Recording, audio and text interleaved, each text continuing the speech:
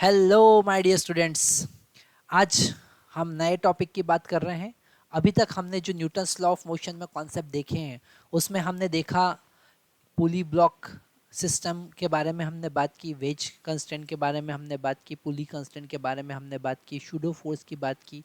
Last lecture में हमने देखा non inertial inertial frame of reference और शूडो फोर्स के कॉन्सेप्ट। ओके, और हमने ये भी सीखा कि हम अगर कोई क्वेश्चन को विदाउट शूडो फोर्स करना चाहे तो हमको ग्राउंड फ्रेम चूज करना होगी। पर आज से हम नया टॉपिक स्टार्ट कर रहे हैं। आज हम उसी की बात करेंगे और वो है स्प्रिंग। ओके, हमको पता है कि स्प्रिंग क्या चीज़ होती है। ओके, अगर हमने जैसा यहाँ पर स्प्रिंग हमको गिवन है, इस स्प्रिंग पर हमने इसको एक ब्लॉक से कनेक्ट किया और इस ब्लॉक पर हमने एफ फोर्स यहाँ पर लगाया। ओके, मान लेते हैं कि इसको हमने एफ फोर्स लगाकर एक स्टेबल इक्विलिब्रियम कंडीशन पे लाके एक्सटेंड कर दिया। ओके, तो हम यहाँ पर समझ सकते हैं कि जो हमने एक्सटर्नल फोर्स लगाया है उसके अपोजिट डायरेक्शन में स्प्रिंग एक फोर्स लगाएगी।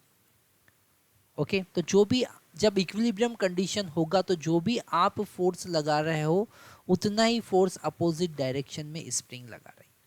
ओके, और दोनों केस में, एक्सटेंशन के केस में और कंप्रेशन के केस में, दोनों केस में स्प्रिंग अपोजिट डायरेक्शन में फोर्स लगाएगी। तो हम यहाँ पर पहला कॉन्सेप्ट ये समझते हैं कि डायरेक्शन ऑफ स्प्रिंग फोर्स। क्या समझते हैं? Direction of spring force. Spring force मतलब कि जो स्प्रिंग ने फोर्स लगाया इसको हम एफ एस पी से लिखते हैं, force due to spring is equal to F external. और ये कब? जब आपने इक्विलिब्रियम कंडीशन पर उसको लेकर आ गए। ओके, अच्छा, हम यहाँ पर एक और कॉन्सेप्ट देख सकते हैं। पहले हम यहाँ पर समझ सकते हैं कि यहाँ पर दो कॉन्सेप्ट बनेंगे। यहाँ पर दो कॉन्सेप्ट बनेंगे। पहला कॉन्सेप्ट बनेगा एक्सटेंशन का। पहला कॉन्सेप्ट बनेगा एक्सटेंशन का, जिसमें हम स्प्रिंग का लेंथ इंक्रीज कर रहे हैं। तो पहला कॉन्सेप्ट यहाँ पर एक्सटेंशन का केस है और उसमें स्प्रिंग का लेंथ इंक्रीज हो रहा है, मतलब कि डिस्प्लेसमेंट पॉजिटिव एक्स डायरेक्शन में हो रहा है। और स्प्रिंग का जो फोर्स है, स्प्रिंग का जो फोर्स है वो अपोजिट डायरेक्शन में है, जैसा हमको यहाँ पर दिख रहा है। सेम इज इट इज अगर हम कंप्रेशन की बात करें, हम सेकेंड केस देखते हैं कंप्रेशन। अगर हम कंप्रेशन की बात करें मतलब अब हम फोर्स अपोजिट डायरेक्शन में लगा रहे हैं। यह हमारा स्प्रिंग था और अब हमने फोर्स जो लगाया वो अपोजिट डायरेक्शन में लगाया। ओके, इस डायरेक्शन में फोर्स लगाया तो स्प्रिंग का जो फोर्स होगा, अगर हम स्प्रिंग फोर्स की बात करें तो वो फॉरवर्ड डायरेक्शन में होगा। This is the force due to spring. मतलब डिस्प्लेसमेंट जिस डायरेक्शन में हो रहा है उसके अपोजिट डायरेक्शन में स्प्रिंग फोर्स लगा रही है। यहाँ एक्सटेंशन के केस में डिस्प्लेसमेंट पॉजिटिव एक्स डायरेक्शन में हो रहा है और स्प्रिंग का फोर्स जो है वो नेगेटिव एक्स डायरेक्शन में है।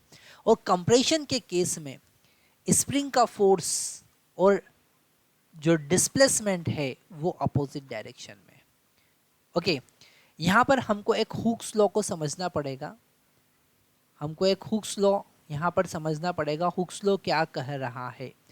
वो कह रहा है कि अगर हम स्प्रिंग फोर्स की बात करें, so this spring force is directly proportional to negative of displacement. Negative of displacement, आप जितना ज़्यादा स्प्रिंग को खींचेंगे स्प्रिंग का फोर्स भी अपोजिट डायरेक्शन में उतना ज़्यादा लगेगा। That's why this negative sign and directly proportional to X. यहाँ पर ये नेगेटिव साइन किस बात को इंडिकेट कर रहा है? नेगेटिव साइन इस बात को इंडिकेट कर रहा है कि direction of spring force, direction of spring force is opposite to the displacement, is opposite to the displacement, displacement के अपोजिट डायरेक्शन में होगा, है ना। अगर हमने उसको एक्सटेंड किया तो डिस्प्लेसमेंट पॉजिटिव एक्स डायरेक्शन में, स्प्रिंग अपोजिट डायरेक्शन में फोर्स लगाएगा। अगर हमने कंप्रेस किया तो डिस्प्लेसमेंट नेगेटिव डायरेक्शन में है और स्प्रिंग का फोर्स अपोजिट डायरेक्शन में होगा। ओके, तो इसलिए हमने यहाँ पर नेगेटिव साइन लिया है। अगर हम इस प्रोपोर्शनलिटी के साइन को हटाते हैं तो force due to spring is equal to minus K into X होगा। और ये के क्या है? के को हम कहेंगे स्प्रिंग कांस्टेंट। क्या कहेंगे? Spring constant. के को हम कहेंगे स्प्रिंग कांस्टेंट। ओके, अब अगर हमको इस के को समझना है, ये के उस स्प्रिंग की प्रॉपर्टी बताएगा। हम अलग अलग जगह पर अलग अलग स्प्रिंग यूज करते हैं और उस स्प्रिंग का स्प्रिंग कांस्टेंट अलग अलग होता है। यहाँ पर के जो है, जो स्प्रिंग कांस्टेंट है, वो स्प्रिंग का बिहेवियर बताएगा, स्प्रिंग का स्ट्रेंथ कितना है वो बताएगा, है ना। अगर हम यहाँ से सिंपल देखें तो F due to spring, this F is equal to minus K into X. Okay, अगर हम x इक्वल टू 1 मीटर रखते हैं तो यहाँ पर हमको पता चलेगा F इक्वल टू माइनस के। ओके, मतलब स्प्रिंग कांस्टेंट को हम यहाँ पर डिफाइन भी कर सकते हैं। कैसे डिफाइन करेंगे? कैसे डिफाइन करेंगे? हम कैसे लिखेंगे डेफिनेशन? हम लिखेंगे कैसे? डेफिनेशन ऑफ के का डेफिनेशन अगर हमको लिखना है तो कैसे लिखेंगे? हम कहेंगे वो फोर्स जब डिस्प्लेसमेंट 1 मीटर हो जाए। Okay, it is force required to displace, it is the force required to displace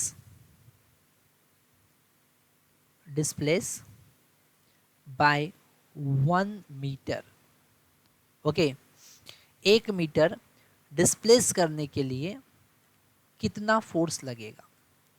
अगर हम इसका यूनिट देखें, बहुत इंटरेस्टिंग कॉन्सेप्ट हम आगे देख रहे हैं। अगर हम इसका यूनिट देखें, अगर हम स्प्रिंग कांस्टेंट का यूनिट देखें तो हम लिख सकते हैं k equal to F by x, मतलब कि न्यूटन पर मीटर। कितना होगा? न्यूटन पर मीटर। ओके, अब यहाँ पर एक कॉन्सेप्ट हमको ये समझ में आया कि स्प्रिंग कांस्टेंट वो फोर्स है जो 1 मीटर एक्सटेंड करने के लिए रिक्वायर्ड है। अगर हमारे पास 2 स्प्रिंग है, एक का स्प्रिंग कांस्टेंट 10 है और एक का 100 है, तो जिसका स्प्रिंग कांस्टेंट 10 है उसको 1 मीटर एक्सटेंड करने के लिए 10 न्यूटन का फोर्स लगाना पड़ेगा, और जिसका स्प्रिंग कांस्टेंट 100 है उसको 1 मीटर एक्सटेंड करने के लिए 100 न्यूटन का फोर्स लगाना पड़ेगा। तो स्ट्रॉन्ग स्प्रिंग कौन सा होगा? जिसका स्प्रिंग कांस्टेंट ज़्यादा है। स्ट्रेंथ स्प्रिंग का किसका ज़्यादा होगा? जिसका स्प्रिंग कांस्टेंट ज़्यादा है। तो यहाँ पर स्प्रिंग कांस्टेंट हमको क्या बताता है? स्प्रिंग कांस्टेंट हमको बताता है कि स्प्रिंग का स्ट्रेंथ, उसका जो कैपेबिलिटी है वो किसका ज़्यादा होगा। ओके, तो हमने यहाँ पर इस वीडियो में क्या देखा? इस वीडियो में हमने स्प्रिंग के कॉन्सेप्ट को देखा। इस वीडियो में हमने स्प्रिंग कांस्टेंट के कॉन्सेप्ट को देखा, हुक्स लॉ देखा। ओके, आगे हम बात करते हैं डिफरेंट एग्जाम्पल की। कुछ एग्जाम्पल हम देखेंगे जिसमें हम स्प्रिंग कांस्टेंट का यूज़ करेंगे, स्प्रिंग का यूज़ करेंगे। तो जैसा कि यहाँ पर हमको अब डायग्राम में दिख रहा है कि हमने यहाँ पर एक ब्लॉक को स्प्रिंग से कनेक्ट किया है और इस स्प्रिंग का स्प्रिंग कांस्टेंट है के। क्वेश्चन में हमको फाइंड करना है एक्सटेंशन इन दिस स्प्रिंग। क्या फाइंड करना है? फाइंड एक्सटेंशन इन स्प्रिंग, है ना। तो यहाँ पर हम सिंपल सा कॉन्सेप्ट लगाएंगे FBD। ओके, अगर इस M ब्लॉक का FBD हम प्लॉट करें तो नीचे लगेगा mg और ऊपर स्प्रिंग फोर्स लगेगा kx। स्प्रिंग कितना फोर्स लगाएगा? kx। अब सबसे बड़ा क्वेश्चन यहाँ पर माइंड में आ सकता है कि सर आपने माइनस kx क्यों नहीं लिया? आपने अभी कहा कि स्प्रिंग का फोर्स जो है वो माइनस kx है और यहाँ पर आप kx लिख रहे हैं। क्योंकि हम वहां पर डायरेक्शन की भी बात कर रहे थे, यहाँ पर हमने डायरेक्शन ऑलरेडी असाइन कर दिया है कि स्प्रिंग फोर्स का डायरेक्शन जो होगा वो अपवर्ड डायरेक्शन में होगा, इसलिए हम मैग्नीट्यूड को कंपेयर कर रहे हैं। तो यहाँ पर अगर ये इक्विलिब्रियम कंडीशन पर है तो हम लिख सकते हैं k x equal to m g. तो x इक्वल टू एक्सटेंशन हमारे पास आया M g divided by k. कितना आया extension? M g divided by k. Okay, तो हमने एक इसको एक्स नॉट भी लिख सकते हो। क्या लिख सकते हो? एक्स नॉट, क्योंकि ये कांस्टेंट वैल्यू है, एक फिक्स्ड वैल्यू है इक्विलिब्रियम। ओके, और ये तभी होगा जब वो इक्विलिब्रियम में होगा। ओके, एट इक्विलिब्रियम, जब वो बैलेंस कंडीशन में होगा। ऐसे ही एक और सेकंड केस हम देख सकते हैं जिसमें हम ब्लॉक को अब इंक्लाइन प्लेन पर रख रहे हैं। तो फिर से हमारे पास में वही क्वेश्चन सामने आ जाता है जैसा हम डिस्कस कर रहे थे कि अब हम यहाँ पर ब्लॉक को इंक्लाइन प्लेन पर रख रहे हैं। ओके, तो अगर हम अब इस ब्लॉक का एफबीडी बनाते हैं, मेरे प्यारे बच्चों आपको एक बात जरूर याद रखना है कि न्यूटन्स लॉ ऑफ मोशन में आपको एक ही चीज हेल्प करने वाली है, वो है एफबीडी। अगर आप एफबीडी बनाते समझ जाते हैं तो फिर क्वेश्चन बड़ा इजी हो जाता है। और ये सरफेस यहाँ पर स्मूथ गिवन है। अभी हम किसी टाइप के फ्रिक्शन फोर्स की बात नहीं कर रहे हैं, हम सारी सरफेस फ्रिक्शन लेस कंसिडर कर रहे हैं। अब आपको यहाँ पर इस m का एफबीडी बनाना है, और एफबीडी बनाने के लिए आप क्या करेंगे, इस यहीं पर हम एफबीडी बना देते हैं। नीचे लगेगा mg, नीचे कितना लगेगा mg, और इस mg को दो पार्ट में आप डिवाइड कर सकते हो। एक perpendicular to the incline plane, that is mg cos theta, कितना होगा normal component mg cos theta, और एक कंपोनेंट होगा parallel to the incline plane, और वो कितना होगा mg sin theta. Okay, mg cos theta के अपोजिट डायरेक्शन में लगेगा नॉर्मल रिएक्शन, और mg sin थीटा के अपोजिट डायरेक्शन में लगेगा स्प्रिंग का फोर्स, स्प्रिंग का फोर्स। तो अगर हम वापस से यहाँ पर एफबीडी प्लॉट करें, ये हमारा इंक्लाइन प्लेन था और यहाँ पर हमने ये ब्लॉक रखा हुआ है। ओके, इसका एक कंपोनेंट वेट का लगेगा mg cos थीटा, जो नॉर्मल रिएक्शन को बैलेंस करेगा, जो नॉर्मल रिएक्शन को बैलेंस करेगा। तो हम यहाँ पर लिख सकते हैं कि नॉर्मल रिएक्शन जो होगा वो mg cos थीटा होगा, और एक कंपोनेंट जो कि parallel to the incline plane है वो होगा mg sin थीटा, और उसका अपोज करेगा फ्रिक्शन, उसका अपोज करेगा फ्रिक्शन फोर्स नहीं, स्प्रिंग फोर्स। और आपको पता है यहाँ पर स्प्रिंग फोर्स कितना होगा, k into x, x not भी लिख सकते हैं। क्वेश्चन क्या था? क्वेश्चन यही था, find extension in spring, find extension in spring, spring में कितना एक्सटेंशन है वो आपको फाइंड करना है। तो यहाँ पर अगर हम इस इंक्लाइन प्लेन के पैरेलल कंपोनेंट को बैलेंस करें तो mg sin थीटा बैलेंस होगा k x नॉट से। ओके, तो हम लिख सकते हैं k x naught equal to mg sin theta. Okay, तो यहाँ पर x नॉट का वैल्यू कितना हो जाएगा, x नॉट का वैल्यू हो जाएगा mg sin theta divided by k। तो यहाँ पर हमको एक्सटेंशन पता चल गया। तो आप समझ पा रहे हैं कि अलग अलग केसेस में आंसर अलग अलग आने वाला है। सेम क्वेश्चन हम कर सकते हैं एक्सटेंशन नहीं कंप्रेशन के लिए। ओके, नेक्स्ट डायग्राम आपको देखना है। सेम क्वेश्चन हम अब कर रहे हैं कंप्रेशन के लिए। किसके लिए कर रहे हैं? नेक्स्ट क्वेश्चन यहाँ पर हम वापस से ले लेते हैं कंप्रेशन के लिए।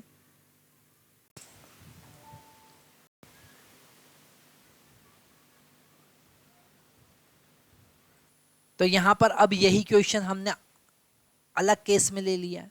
ओके, तो यहाँ पर ये हमारा सपोर्ट हमने यहाँ पे लगा रखा है। ओके, ये सपोर्ट हमने यहाँ पर लगा रखा है, एंगल वही थीटा है भैया।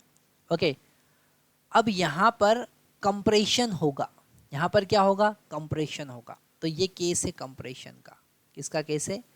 कंप्रेशन का। ओके, क्वेश्चन वही है फिर से हमारा, क्या है क्वेश्चन?